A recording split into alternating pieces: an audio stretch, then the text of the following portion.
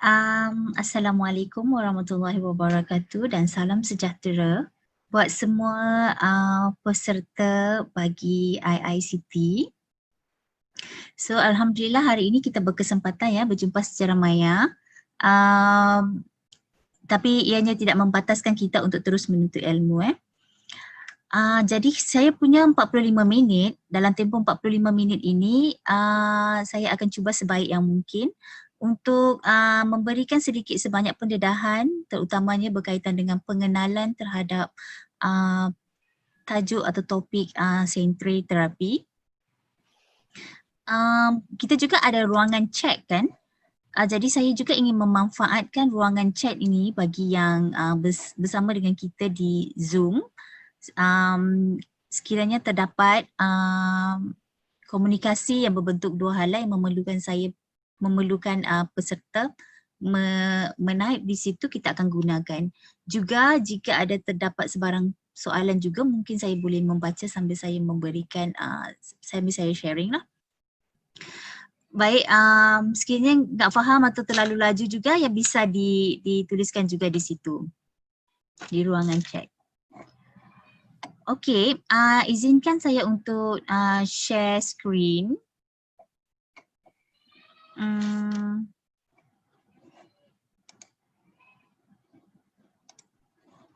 Sekejap ya.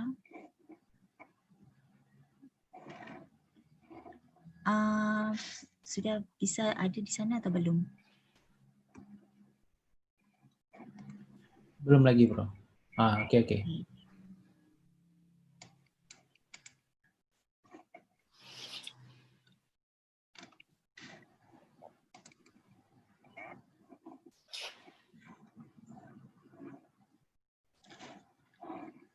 Sudah kelihatan Pak Ifdil?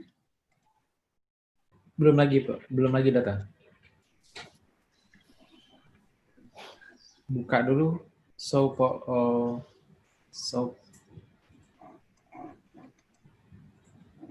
Kena tutup balik data, ulang lagi.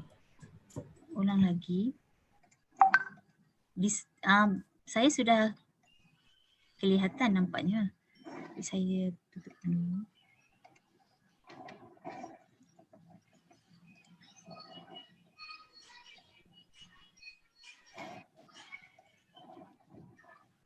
Data kena ambil PowerPoint yang untuk di-share.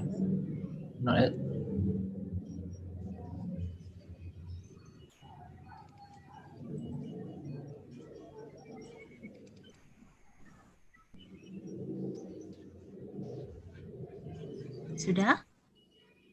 Belum lagi.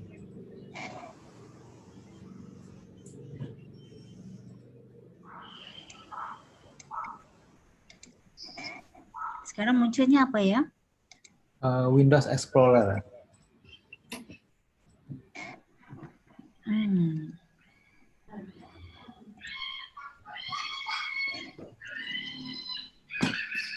Okey. Okey. Alhamdulillah. Slideshow ataupun masih dalam... Okey. Alright, ini adalah gambaran, sebuah gambar saya di dalam sebuah bilik sensory terapi. Kalau kita boleh lihat di situ, di belakang saya terdapat beberapa tingkat miniature atau kita panggil sebahagian besarnya adalah mainan yang kita gunakan dalam terapi sensory. Sebagi yang masih belum pernah mengikuti mana-mana bengkel atau kuliah berkaitan dengan sensory terapi, saya bagikan sedikit gambaran ya, kerana sensory terapi ini merupakan salah satu pendekatan yang saya kira sebagai lanjutan kepada basic counselling. Ianya adalah satu advanced skill yang digunakan oleh counsellor, kebanyakannya adalah counsellor ataupun others helping professions untuk membantu sesi counselling apabila kita melakukan clinical melakukan sesi counselling bersama dengan clients. Jadi ini merupakan salah satu lanjutan daripada basic counselling biasa. Saya bagikan beberapa contoh fenomena di slide saya ini, iaitu yang pertama, seorang kanak-kanak datang ke sesi counselling and then telah berlaku penderaan seksual terhadapnya dan refuse untuk berkata-kata di dalam sesi, refuse to talk. So ini situasi yang pertama. Situasi yang kedua, seorang remaja yang terpaksa datang untuk sesi counselling yang disebabkan oleh tingkah lakunya yang dilikun, marah, feeling yang marah dan juga refuse untuk berkata-kata. Situasi yang seterusnya adalah a couple atau pasangan suami isteri yang berada di ambang perceraian mendapatkan khidmat kaunseling sebagai jalan terakhir untuk menyelamatkan rumah tangga. Mereka tidak dapat berkomunicate to each other, apatah lagi dengan terapis atau kaunselor. Dan yang terakhir sekali, situasinya adalah sebuah keluarga yang datang ke sesi kaunseling juga dengan krisis yang mana ibu bapanya mempunyai satu perasaan yang helpless dan anak-anak juga dalam keadaan yang agak tidak terkawal. So jika keadaan ini yang datang kepada kita sebagai seorang kaunselor, what do you do?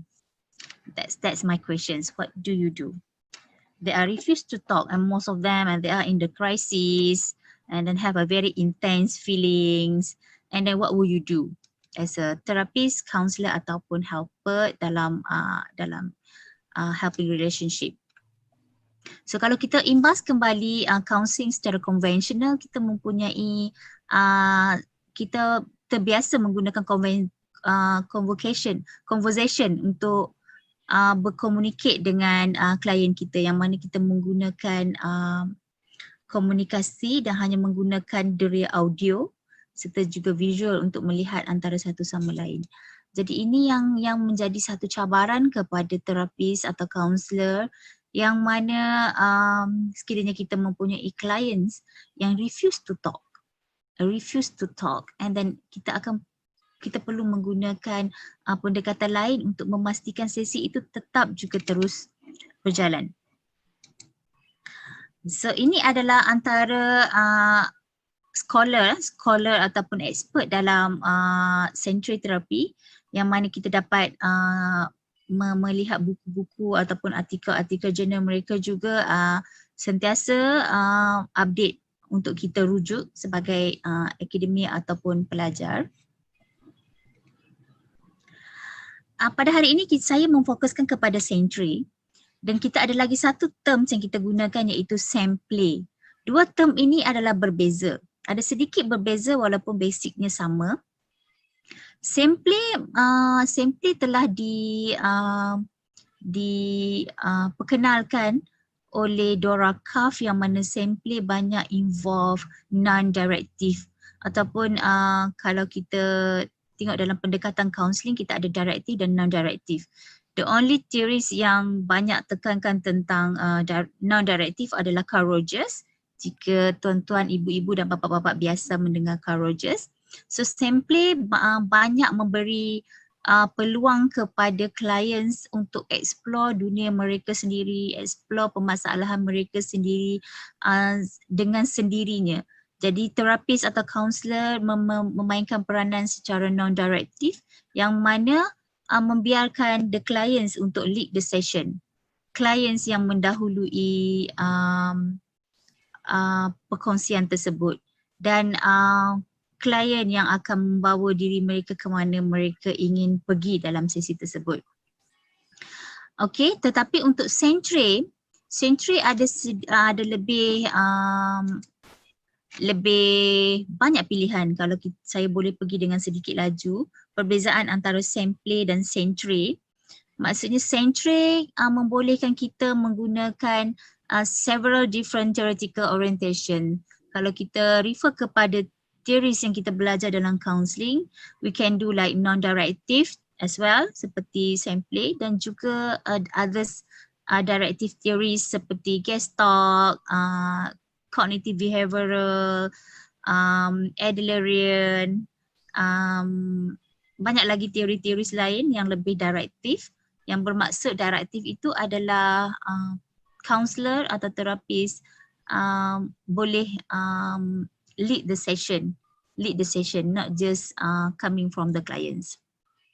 So bezanya juga adalah sensory membolehkan kita menggunakan saiz tray ataupun dulang pasir yang berbeza. Maksudnya boleh berbentuk 4 segi, boleh berbentuk circle atau others shapes. Tetapi sampling hanya menggunakan 4 segi tepat dan ada ukuran kedalaman dan juga lebar serta panjangnya. Nanti saya tunjukkan gambarnya di kemudian.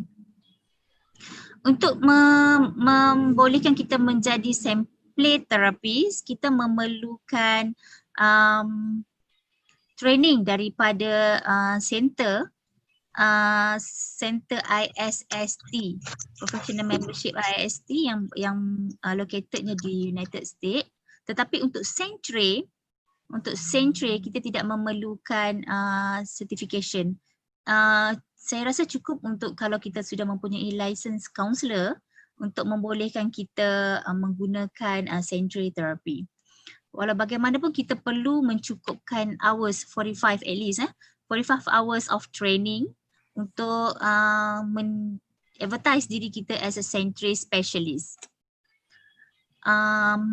Dan juga kita agak fleksibel untuk menggunakan approach ini dalam multiple setting lah, not just clinical but also counselling, juga others helping relationship. Saya juga mempunyai trainee dalam bidang yang berbeza, ada yang medical, pendidikan awal kanak-kanak, speech therapist, ada juga yang occupational therapist, psychologist. Mereka mengikuti ataupun mendalami ilmu Centray untuk diaplikasikan dalam setting masing-masing. Tapi untuk hari ini saya banyak fokus kepada counselor kerana kita semua majoritinya adalah dari background counselling kan. Jadi apa yang, kalau saya boleh pergi laju juga dekat sini, yang mana kalau kita lihat ada beberapa keywords dalam definisi Centray. Kalau kita nampak kat situ ada perkataan miniature, miniature yang merupakan barangan-barangan ataupun alat-alat kecil. Dan most of miniature yang kita gunakan dalam Centray adalah mainan dan juga ada alatan yang berbentuk kecil lah yang mempunyai simbol tertentu. Okey. Kenapa kita menggunakan Centray? Macam saya kata tadi, a rationale behind it adalah yang pertama, kita boleh express non-verbal emotional issues. Maksudnya tidak terbatas kiranya klien kita enggak mahu bercakap ataupun tidak memberikan, masih lagi refuse ataupun resistant untuk communicate dengan counselor, kita masih lagi bisa meneruskan sesi tersebut. Kerana Centray membenarkan kita mengeksplor non-verbalized issues. Yang kedua adalah mempunyai kualiti unik kinestetik. Bermaksud membolehkan kita untuk melakukan sesuatu di dalam terapi tersebut. Dan juga dapat membina satu perhubungan yang sangat terapeutik, yang mana kita apabila dalam sesi yang menggunakan Centray, kita rasa seperti tidak terlalu bila perlu menghadap kaunselor kan, kita rasa macam kita ada masalah, klien akan rasa dia perlu keluarkan melalui verbal. Tetapi dalam situasi yang menggunakan Centray, klien akan berasa release sedikit kerana di depannya adalah mainan-mainan ataupun agak berbeza dan mempunyai medium lain selain pada hanya berkata-kata. Okey. Dan seterusnya lah intervention yang melibatkan traumatized clients, families yang ada inclusive experience atau ada boundaries atau limit yang agak safe untuk klien explore.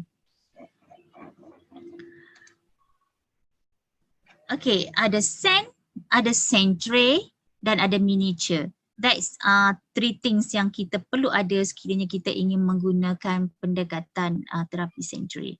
Kalau kita lihat dekat dalam slide saya ni, ini adalah gambar di salah sebuah universiti di Seoul, Korea, iaitu Seokmyung Women University, yang mana bila saya ada kesempatan ke sana satu ketika dulu, makmal centre mereka mempunyai pelbagai, ini adalah rak untuk tray yang mengandungi pasir di dalamnya dan dia pelbagai warna.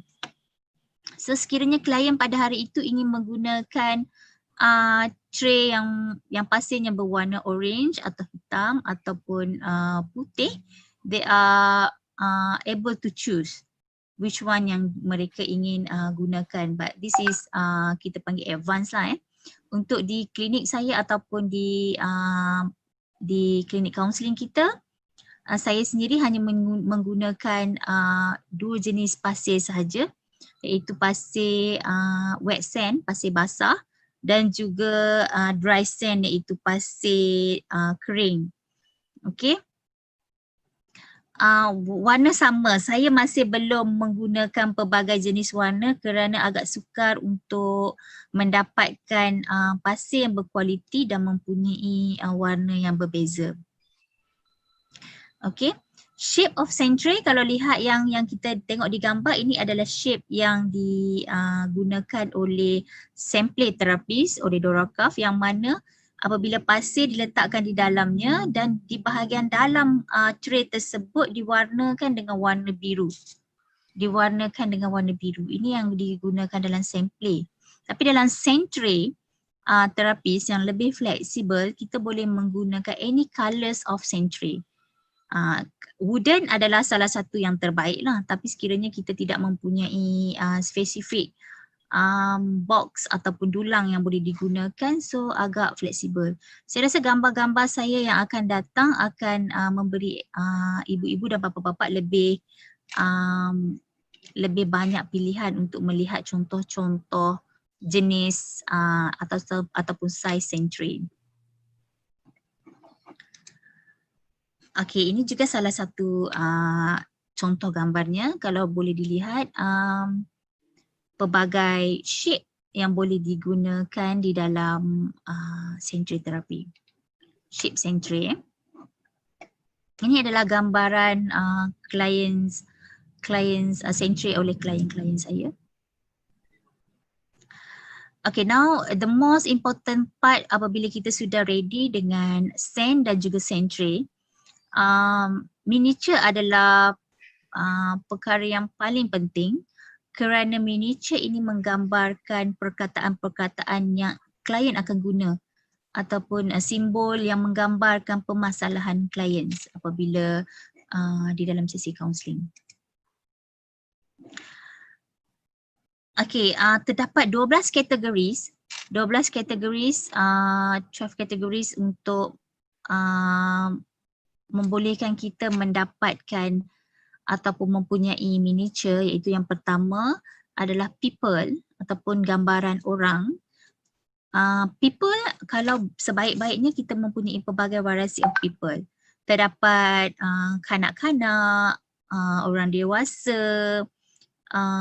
Kalau kita dapatkan gambar miniature people yang menggambarkan warga tua ataupun individu yang OKU atau kurang upaya, it will be great. Maksudnya kita ada variasi of people. Okay, dan harus menggambarkan jantina juga. Terdapatnya miniature yang menggambarkan orang itu adalah lelaki dan orang perempuan. That's the basics. Yang kedua adalah animal. Binatang terdiri daripada binatang yang berbentuk haiwan peliharaan dan juga haiwan yang berbentuk haiwan liar, seperti kalau kita tengok beza kan, kambing, lembu, kucing, all those animal adalah animal yang berbentuk animal peliharaan, dan animal seperti gajah, ular, harimau, singa, all those animal adalah animal liar, kita panggil wild animal. Okay, building merupakan building merupakan bangunan lah sebenarnya, tapi agak sukar untuk kita dapat miniature yang berbentuk bangunan. Saya jumpalah seperti sekolah ataupun rumah, tapi selalunya saya juga menyediakan blok-blok kayu. Blok-blok kayu yang membolehkan klien mengambil blok itu dan create any kind of building. Saya pernah lihat klien saya menggunakan blok itu membina sebuah masjid dan sebagainya. So they can be kreatif menggunakan bahan-bahan yang kita sediakan. Transportation maksudnya kenderaan ataupun yang merangkumi kenderaan di darat, di laut dan juga di udara. Kalau kita mempunyai variasi of transportation, it will be better kerana dia boleh menggambarkan dengan lebih tepat lagi isu ataupun gambaran sebenar oleh klien.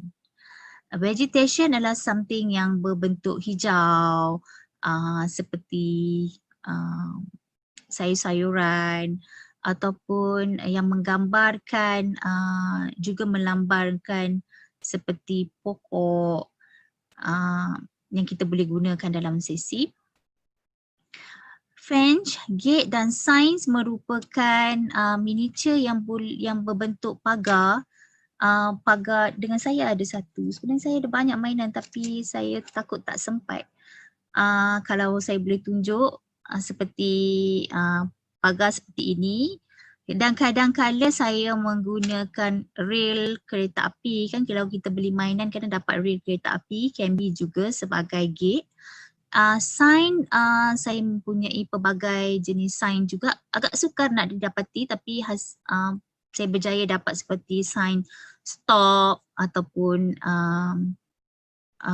go, ataupun lencongan, sign board yang kita selalunya dapat di jalan-jalan raya. Okay. Yang ketujuh, natural item. Natural item adalah berbentuk perkara-perkara yang natural seperti batu ataupun kayu atau anything yang diperbuat daripada alam semula jadi seperti coral, kerang, shell yang diperoleh di pantai kan. Kalau di Bali tu Dr. Kadet banyak sekali coral-coral yang cantik ya. Juga di Lombok juga mempunyai banyak coral-coral yang cantik. Fantasi selalunya kita perolehi daripada mainan yang berbentuk, dia ada related dengan movie seperti Spiderman, SpongeBob, atau di Indonesia itu mempunyai spesifik kartun yang ada karakter tersendiri. So fantasi can be anything. Soalnya McDonald mempunyai toys kan, Happy Meal, jadi itu can be salah satu item dalam kategori fantasi. Yang seterusnya adalah spiritual mystical yang berbentuk spiritual seperti masjid, tasbih, arhal Al-Quran, dan kalau agama lain tu seperti tokong dan sebagainya yang menggambarkan keagamaan ataupun spiritual. Yang seterusnya landscaping, anything yang melibatkan landscape seperti tumbuh-tumbuhan, pokok-pokok, bunga dan sebagainya. Household item menggambarkan semua material-material yang ada di dalam rumah seperti set di living room, set bedding, toilet, dapur, pinggan mangkuk, makanan, all those things lah. Dan miscellaneous item can be anything yang mempunyai spesifik simbol. Seperti kalau saya punya pengalaman bersama dengan klien penagihan dadah, sebenarnya saya akan menggunakan pichagari. Pichagari kita mesti ada dalam set kita sebab kita nak mengeksplor dunia penagihan kan. Ada juga pil seperti pil yang menggambarkan ubat, juga seperti jam menggambarkan masa, lilin, padlock, kunci rumah. dan sebagainya yang mana kita boleh nampak mempunyai simbol tertentu. So mungkin agak nampak banyak, saya takut ibu-ibu bapa rasa overwhelmed dengan those categories, but secara gambarannya, gambar-gambar yang saya tunjukkan selepas ini mungkin dapat memberi contoh lah gambaran dengan lebih tepat. Okay.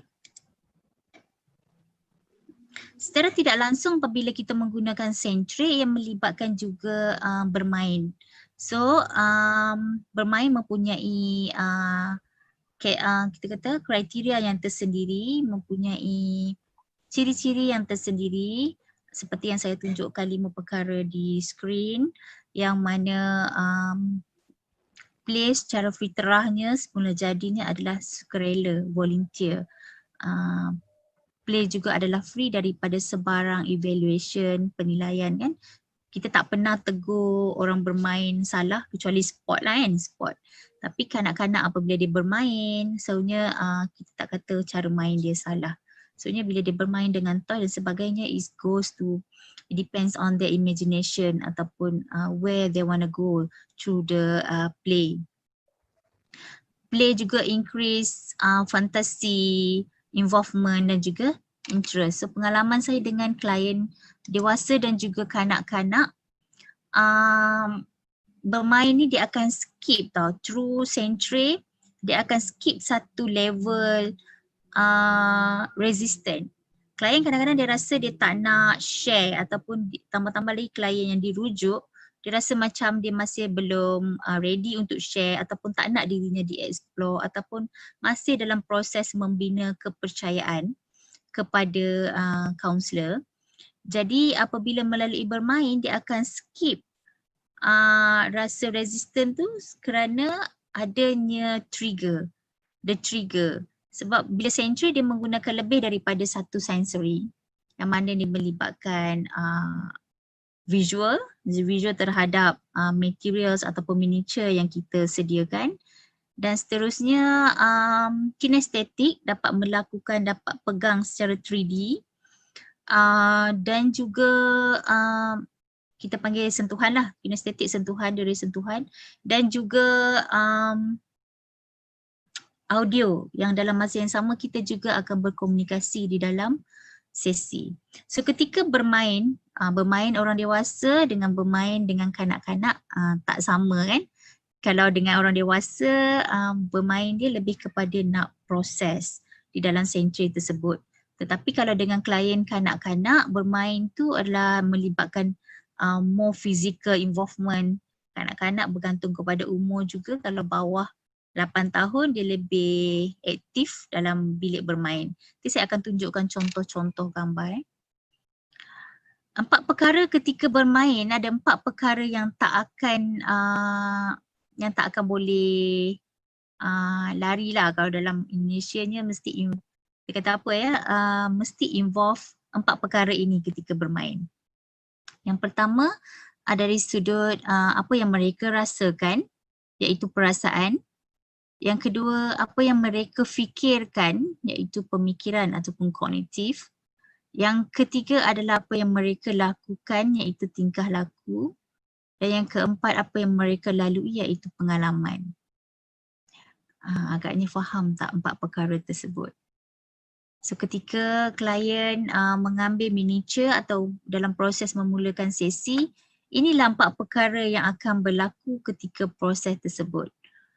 Ketika mengambil miniature ataupun memilih miniature, sama ada melibatkan perasaan, apa yang difikirkan pada ketika itu, ataupun apa yang perkara yang telah dilakukan, ataupun bergantung kepada pengalaman, sama ada pengalaman sebelum ataupun pengalaman sedang ataupun pengalaman akan datang. Satu perkara yang dipredik. Mencabar juga ya mengajar online. Saya tak dapat nak lihat muka ni. We try our best. Okay, ini adalah gambaran salah satu sesi dengan adult client yang mana kalau kita tengok ada tray di hadapan clients dan juga tray tu tak wooden lah, it just alas pasu bunga. Kalau apa dalam bahasa Indonesia saya tak pasti, tapi pokok bunga kita, pasu bunga dia ada alas untuk mengelakkan air pergi ke merata tempat, dia dialaskan. Itu adalah salah satu alas pasu bunga yang kita gunakan sebagai tray dalam sesi kita. Ini pun agak advance, saya skip dulu sebab saya try aware dengan time. Ini adalah gambaran sesi saya dengan klien kanak-kanak. So kalau kita tengok kanak-kanak, dia akan lebih aktif. Dia akan, ini group lah group maksudnya lebih daripada seorang klien. Tapi dalam sentre, kita tak boleh terlalu ramai kerana is out of control apabila kita melakukan sesi kaunseling dengan kanak-kanak. So this is yang terbaik lah dua tiga klien enough kerana kita akan overwhelm. Okay, of course bermain adalah bahasa semula jadi kanak-kanak dan promote benefit play. Saya skip beberapa slide. Nanti saya bisa berikan slide ni kepada Pak Iftil ya, Pak Dr. Iftil. Juga di sini adalah gambaran terapi sentre tapi apabila dengan klien kanak-kanak, cuba lihat ya, kanak-kanak dia ada tendensi untuk bermain pasir secara involve banyak physical movement. Kalau dewasa kita hanya duduk dan kita communicate through the sensory. Tapi kanak-kanak apabila dia bermain, dia melibatkan lebih lah. Jadi kalau dengan sensory kepada kanak-kanak especially below 8 years old, pengalaman saya dengan kanak-kanak 10 tahun dah boleh gunakan sensory yang tidak perlu sandbox yang besar macam gambar di dalam slide saya ni. Kerana keupayaan untuk mengawal sensory itu sudah baik pada kanak-kanak yang berumur 10 tahun ke atas, juga bergantung kepada tahap kematangan kanak-kanak lah. Tapi kalau remaja tidak ada masalah. Remaja tidak akan bermain seperti kanak-kanak di dalam gambar ini. Remaja akan lebih proper kerana mereka sudah matang. Dia tak perlukan bermain yang seperti kanak-kanak bermain.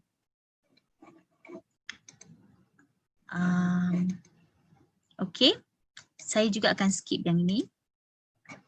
Ini adalah contoh gambar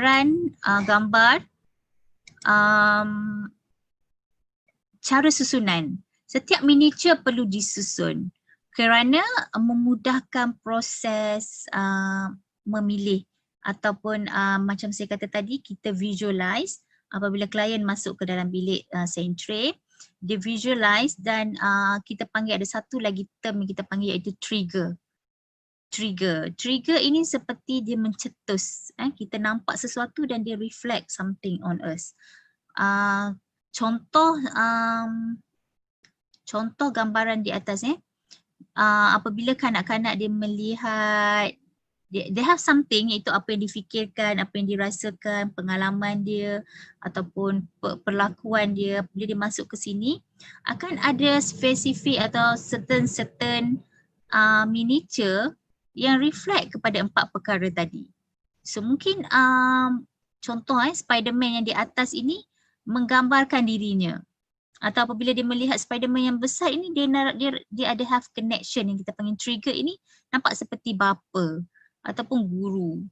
Okay, ada setengah klien apabila dia melihat harimau, apa yang tercetus ataupun trigger adalah ibu, kerana ibunya sangat garang. Itu sebagai contoh lah. So all the miniature are able to trigger clients. Jadi clients akan choose spesifik miniature sahaja berdasarkan 4 perkara tadi. Apa yang difikirkan, feeling, pemikirannya, perlakuan dan juga pengalaman. Okay. Kalau kita tengok ada pelbagai jenis kategoris lah kat sini yang disusun dengan jelas, teratur dan accessible. sekiranya diletakkan di dalam kotak dan sebagainya, it's not going to be easy lah, it's not welcome the client untuk melalui proses tersebut. Okay.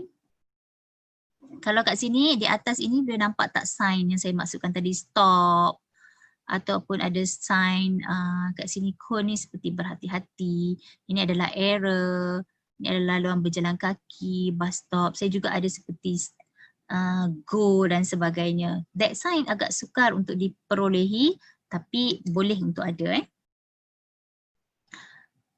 Ini adalah salah satu bilik sentri yang mana tidak terlalu besar. Jadi the good thing about bilik sentri adalah tidak perlu besar. Sekiranya klien kita adalah klien yang daripada kanak-kanak hingga dewasa, boleh menggunakan bilik yang sama. Tapi untuk menjadi seorang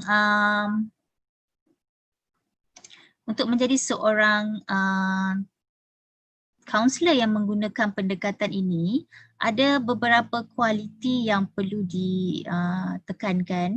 Iaitu yang pertama, especially bila kita deal dengan kanak-kanak, mesti sukakan kanak-kanak. Okay, dan mesti treat kanak-kanak dengan baik dan dengan rasa hormat. Perlu mempunyai sense of humor. Ada kalanya kita boleh sama-sama ketawa. Be playful and fun loving. Sebab apa yang kita gunakan miniature tu most of it adalah alat permainan dan we need to really ada sedikit fun loving tu. Kalau kita terlalu serius dan kita menggunakan sentri atau medium play dan klien kita pula adalah kanak-kanak, will be difficult. Mesti ada self-confident, kena honest. I think all those quality sebagai seorang counselor tu memang kita akan include. Okay. Dan yang paling penting adalah perkara yang nombor 8 iaitu be willing to use play and metaphor to communicate. Kita tidak boleh menamakan miniature yang diambil. Contohnya dia ambil harimau ni kita sebut harimau. Dia ambil, klien kita ambil dinosaur ni kita sebut dinosaur. Kerana it might represent something else or someone else. Okay, ada klien kita dia mengambil dinosaur menggambarkan kawan dia kat sekolah. Ada setengah klien kita dia mengambil gambar hantu macam very like monster, menggambarkan bos dia dekat office. So if we panggil dia hantu ataupun kita panggil dia dinosaur, it not really represent apa yang klien tu ingin sampaikan secara verbal, itu perkataan. So normally we will listen and pay attention sebab klien akan make sure dia akan sooner or later klien akan kata ini adalah ayah saya, ini adalah bos saya, ini adalah rakan baik saya, ibu saya. Tapi sebelum klien memaklumkan, kita perlu tidak melabelkan those item. Sekiranya kita rasa kita nak tanya, kita boleh tanya. Nanti saya go ke dia punya protokol.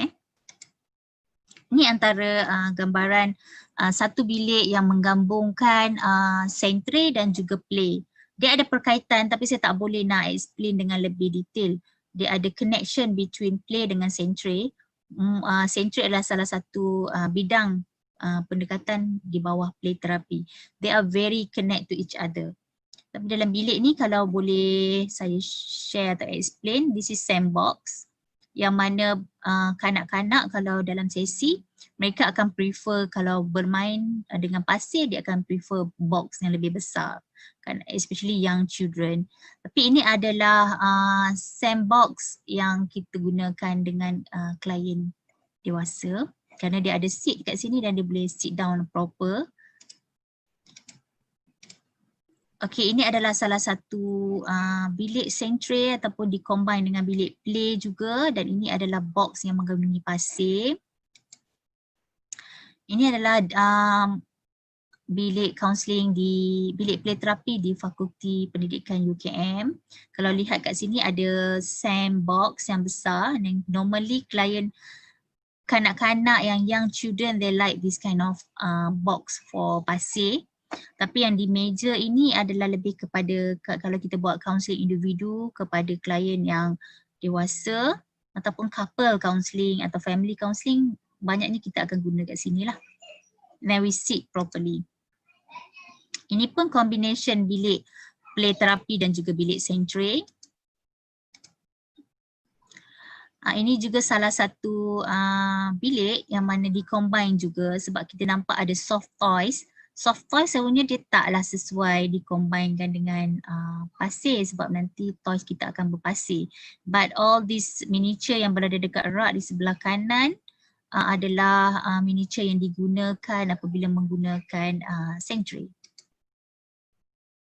Okay. Ini antara gambaran lain. So gambar yang saya tunjuk ada yang macam high budget, maksudnya properly built ataupun set up. Ada macam ni contohnya adalah low budget, maksudnya permulaan. Now dah tak ada lah bilik ni sebab kita dah upgrade kan. Sebab dah ada budget sikit. Ini salah sebuah bilik di sebuah sekolah yang mana is a combination juga antara bilik play dan juga bilik sen. But we use almost the same miniature. Okay, ini salah satu bilik. Ini yang saya share tadi, mereka mempunyai 4 buah bilik. Ada 2 bilik sensory khas, memang sensory, tak combine dengan bilik play therapy. But ada 2 bilik yang dia combine dengan bilik play therapy. Okay, ini pun saya kena cepat juga. Saya rasa gambar will explain better kan. Ini adalah gambaran sensory yang telah dibina oleh clients. Yang ini adalah contoh clients kes penagihan yang pernah saya conduct. Yang mana kalau kita tengok item-item atau miniature-miniature dia more to lebih agresif lah Kalau tengok kat sini ada pistol, ada all the snakes, ular, reptilia, ada gari, and then ada monster, tiger and banyaklah perkara kalau boleh kita lihat kat sini. This is the story. Kalau lihat tray ni ada ular di luar dunia dan is represent something. Represent something So kita kalau kita rasa macam kalau kita tengok dan kita rasa macam mana boleh orang duduk dekat dengan tiger ni, tak takut ke? Which is kita tak willing untuk bermetafor dengan klien kita. Apa yang diambil, miniature yang diambil adalah menggambarkan simbolik. Contoh kalau saya boleh tanya sekarang, saya boleh ambil satu simbol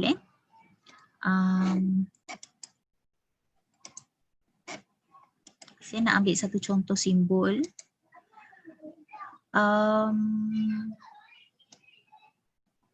Crab dekat tray bawah ni, kalau kita boleh gunakan ruangan chat, apabila anda ibu-ibu bapa-bapa melihat crab ataupun ketam, apa yang cross to your mind? Apa